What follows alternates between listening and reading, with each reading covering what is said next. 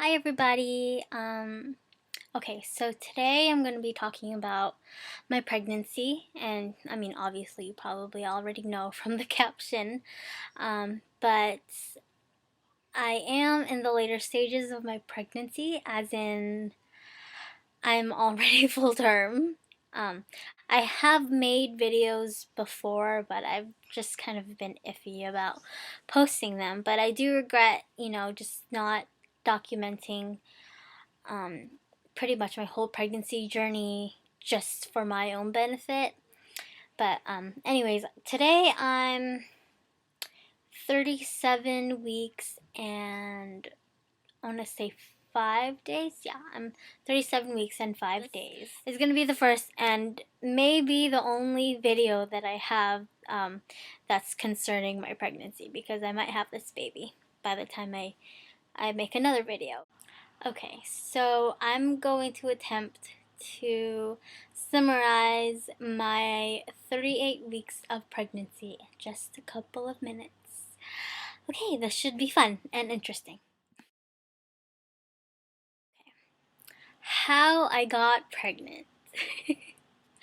Okay, so let me start off by saying that this pregnancy was unplanned. Me and my boyfriend weren't planning to have kids for at least a couple more years. I wanted to wait another maybe 2 years. But anyways, I found out that I was pregnant from this clinic. And the funny story is, I made an appointment to this clinic to get a refill on my birth control. The birth control I was using at the time was the NuvaRing, and I don't want to say that the NuvaRing doesn't work. I was on it for quite a while, and I found that it was very, very effective for me. And the way I did get pregnant, it was probably just an error in my using it. But as far as the NuvaRing, I love it. Like, I would love to go back on it after I have the baby. I love the NuvaRing. It didn't give me any crazy side effects. It actually made me lose extra weight that I didn't want. It cleared up my skin and everything. It was like the best thing ever. So I just want to add that, because I don't want women out there to think that it's ineffective just because I got pregnant. I came into my appointment thinking that they were going to call me in and do the usual. Get my urine sample, bring me into the room, ask me a couple questions. The nurse would go out the door, collect my birth control, give it to me, and I'll be on my way. They collected my urine sample. She sat me down and excuse me, asked me a couple questions, and one of the routine questions that they ask is when my last menstrual period was. So I told her, you know what, I haven't had it since May, was it May? Yeah, May 23rd, and all the other months I've kind of been having this weird period. I was spotting, I think, but it just wasn't like my usual period. So I just told her that, I don't know, just trying to be completely honest, because maybe, I don't know, the doctor would put me on or subscribe me a different type of birth control, but I don't know. That's just what I was thinking at the time. But anyway, she left, and then she came back, and she brought like this packet with her, and she was like, you know how you said that your periods were kind of irregular, this and that? And I mean, at the time I didn't think anything of it, because my periods were irregular as it was before I got onto the NuvaRing. And she was like, well, we ran a pregnancy test on your urine sample, and the test came out positive.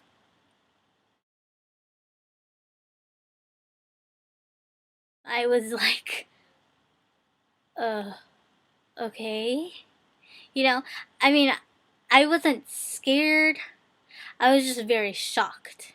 She was telling me my options and this and that, and gave me the packet and told me about these hotlines to call. And the moment that I found out, or the moment that the nurse told me that I was pregnant, I knew I was going to keep the baby. A couple years back, I've had this conversation with several people, and I've told them that if in any case I would have gotten pregnant, I was gonna keep it, no doubt. Like, I wasn't gonna put my baby through adoption, or I wasn't gonna get an abortion. I feel like I'm old enough and responsible enough to take on the responsibility of having a child. I feel like that I would be selfish if I were to do anything else. But that's me personally. I know every woman is different, but that's just how I felt about it. I told them that I have a very supportive family, and I'm in a stable relationship, and so they sent me on my way. And yeah, I actually found out that I was pregnant. I was already 12 and a half weeks. So I was already finished with my first trimester. Telling my boyfriend and my family that I was pregnant was tough. Only because, you know, family planning or planning to start a family wasn't in my immediate plans at the time, and they weren't in my boyfriend's immediate plans either. And for people who know me personally, I was a workaholic at the time, and my priority was my career. And it was the same for my boyfriend. So that was a little tough to kind of tell them and kind of adjust to the idea of having a child in the family. But quickly that kind of uncertainty and the fear and just not knowing what's gonna happen, it quickly faded away. I mean, now we're just so excited. I mean, the baby can come anytime at this moment. But me and my boyfriend both have large families, and both of our families have been nothing but supportive of us. I'm just very, very happy with the outcome of it. I wouldn't have wanted it to be any other way. At the time, I had no idea. Uh, I hadn't the clue about pregnancy. I knew like the basics of pregnancy, but I didn't know like the depth of it, like what you're supposed to eat, what you can't eat, what you can do as far as exercise, just like things along those lines. More of the in-depth facts about pregnancy and kind of what's going on at the moment. So from that point on, I would just research and research and research on pregnancy. And so, I mean, as a whole, with my pregnancy, I mean, don't hate me, but I actually have had a really great pregnancy. One of the reasons why I didn't know that I was pregnant for the first trimester was I had zero morning sickness, and throughout my whole second trimester and my third trimester so far, I mean, I'm already at 38 weeks, I have never gotten morning sickness, not once. I have gotten nauseous, and I knew that my body, something was happening in my body, and I actually self-diagnosed myself with hypoglycemia, which is the opposite of diabetes. So it's having low blood pressure. Blood sugar.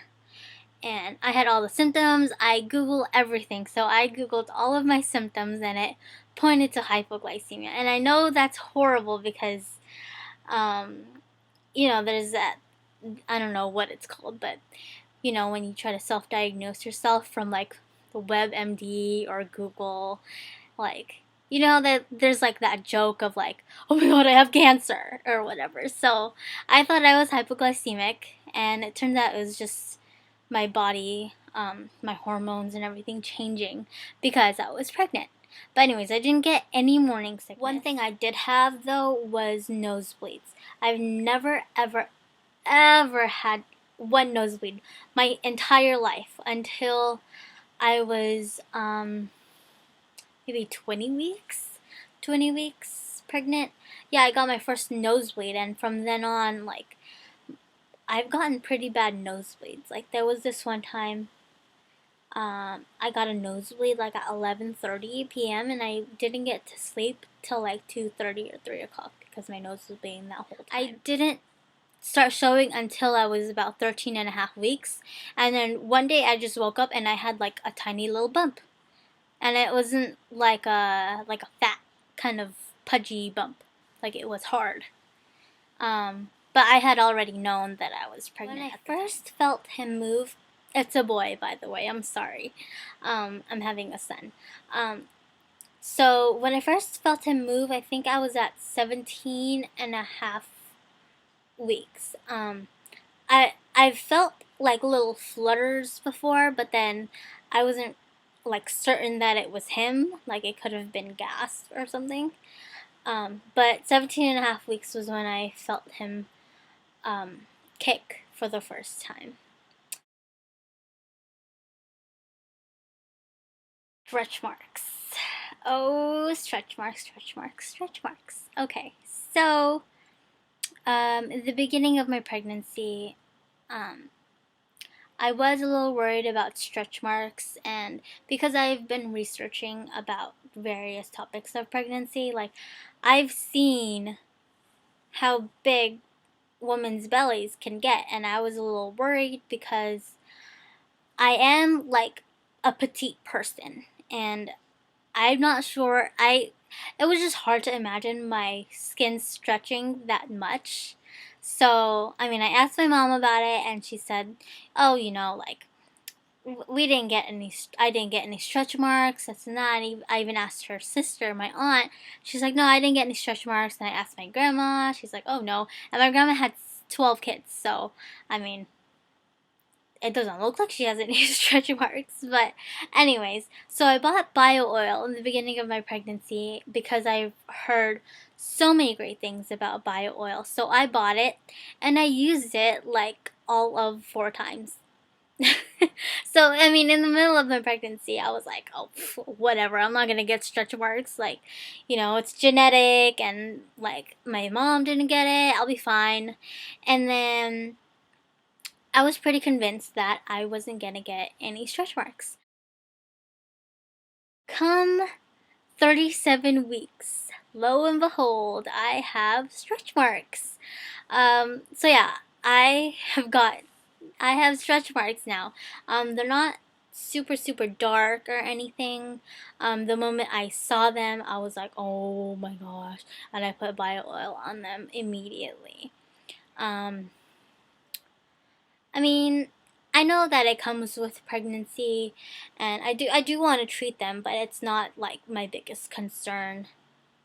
I know that it comes with the territory. It comes with pregnancy. Ooh, oh my gosh, he kicked me. Anyways, but yeah, I have stretch marks, and I'm just gonna continue to use bio oil twice a day to try to prevent getting new stretch marks and try to treat the ones that I already have. But all of my stretch marks are on my belly. I haven't gotten any stretch marks on my breasts or my thighs or my butt.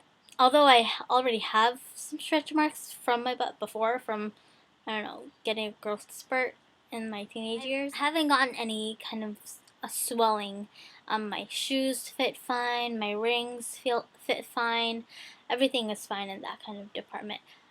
Another symptom I do have daily is just I get back aches, like the middle of my back and the top of my belly over here, just like up here. I don't know if you can see it because I'm wearing a black long sleeve, but I get a lot of aches that go from my back all the way, and it wraps up to the top of my belly. And I think that's just how I sit. It's hard to find chairs or any kind of sitting position that's comfortable for me. I actually got a yoga ball recently, and that's been helping a lot. And I'm really happy I got it. As far as my weight gain goes, today I've gained 33 pounds, um, which is still pretty good. This baby is actually growing very, very big, very, very quickly. And another thing I wanted to talk about was um, kind of natural ways of inducing your labor. Now, I'm not saying I want to like induce it or force my son out, but I had a talk with my doctor, and he was even saying, you know, I know you want to have as natural of a labor as possible. And he pretty much told me that he wasn't sure if that's going to be possible if I have a baby that's heavier than 8 pounds. My doctor hasn't told me an estimate of how much he weighs yet, or anything like that. I'm gonna guess he's around like 6.5 pounds right now, but I'm kind of scared to go all the way to 40 weeks and have him be too big to fit through my body. And so I've been just trying to research ways to kind of move the pregnancy along. Things that are like that would help to naturally induce your body. I don't want to force my body into labor, and I don't want to force my baby out when he's not ready yet. That's not what I'm saying. I do want to avoid being induced as far as medically. Like, I don't want to have any medical interventions. I don't want to be starting labor and, you know, he's wanting to come out, but my body's not allowing him to come out. So then I don't want to be forced into any kind of medical intervention of being put on Pitocin. I don't want to suffer from unnecessary pain and then having to go through the epidural and then not being able to feel anything down there, and then I would have to get a C-section, and I don't want to get a C-section. I would be terrified. But you know what? At the end of the day, I'm gonna do whatever it takes to have a healthy baby. So, as much as I would hate to go through that.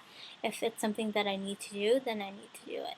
But I want to try to avoid it as much as possible. So if you guys know any methods of trying to naturally move your body along, let me know. For the past like maybe 2 weeks, I have been feeling just very, very, very pregnant. I love being pregnant, and I know I'm gonna miss being pregnant. But at this point, I feel like I just want to have him already, and it's just the waiting is like getting to me. I just want him here. I want him healthy. I would just want to hold him. You know, but I know I gotta wait. And actually, at my last appointment on Monday, today is Sunday, by the way, so my last appointment about a week ago on Monday, my doctor had checked me, and the baby was engaged. I don't know what station. He didn't tell me what station, but I was 2 centimeters dilated, and he said, I would expect the baby to come this week or next week. So I got very, very, very excited, and I even thought that night that I was going to go into labor, and I didn't. That night, I actually, my mucus plug was expelled, but I've just kind of been waiting and waiting and waiting for my body to kickstart labor, and it still hasn't. I mean, I do get a lot of Braxton Hicks. They're very constant, like all day, every day. I have been feeling a lot of pelvic pressure, like down there, and that's something I told my doctor, and he's like, his head is pushing against my cervix, and that's what's causing it to dilate. So, I mean, it's a good thing, you know. At this point, just I just wish he would just like headbutt me one really good time, so that I can just like go into labor and stuff. But I guess I'll just have to wait. Tomorrow morning, 10 a.m. I have another appointment, so I'm gonna go see if we've made any progress as far as dilation. I'm not sure. He didn't tell me what percent I was effaced. I'm gonna ask him that tomorrow. But hopefully I've progressed. I really do want to have this baby already. I want him here. I don't want to have any complications as far as pregnancy. I don't want him to be too big to fit through my body because I'm not a big person. My pre-pregnancy weight was 90 pounds and I'm 4'11". Actually, I'm 4'10". So there's not a lot of space that he can fit through, and he's actually gotten so big that all of his movements just are painful now. Like he doesn't have that. He doesn't have like any more room in there, and every like single move that he makes, it just hurts me. Like especially like in my ribs. Like I wouldn't be surprised if he were to like fracture my rib or something. It hurts when he kicks my rib, especially because he's head down already, and his feet are like at my ribs. So I mean, now that he's dropped, like I can breathe more easily, but in turn I have a lot of pressure down there, and he's constantly kicking at my ribs, and it hurts. So I think he's telling me that he wants to come out. Okay, so I'm just gonna show you guys my belly. So hold on. I'm on my bed, so bear with me. And it's hard to get around on my bed. Even getting up out of bed is hard. Okay, so this is my belly. This shirt doesn't even fit me anymore, but whatever.